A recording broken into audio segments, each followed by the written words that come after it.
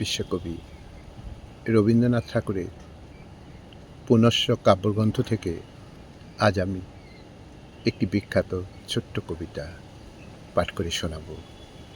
এই কবিতাটি রচিত হয় 13ই ভাদ্র 1339 সাল। কবিতা কোমল গান্ধার। শুরু করছি।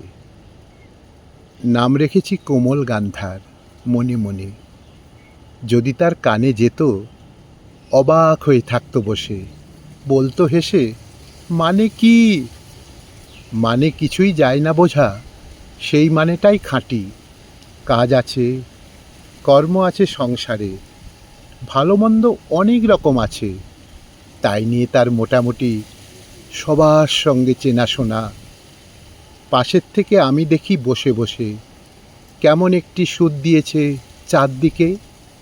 আপনাকে ও আপনি জানে না, যেখানে ওর অন্তর্যামীর আসন পাতা, সেখানে তার পায়ের কাছে রয়েছে কোন ব্যথা ধূপের পাত্রখানি।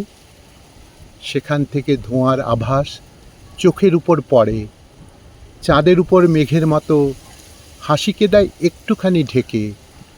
গলার সুরে কি করুণা লাগে ঝাপসা হয়ে, ওর জীবনের তানপুরা যে ওই সুরেতেই বাঁধা, সেই কথাটি ও জানে না।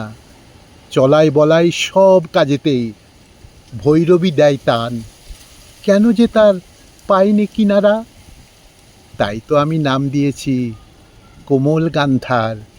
যায় না বোঝা যখন চক্ষু তোলে, বুকের মধ্যে অমন করে কেন লাগায় চোখের জলের মেড়। বুকের মধ্যে অমন করে কেন লাগায় চোখের জলের মেড়।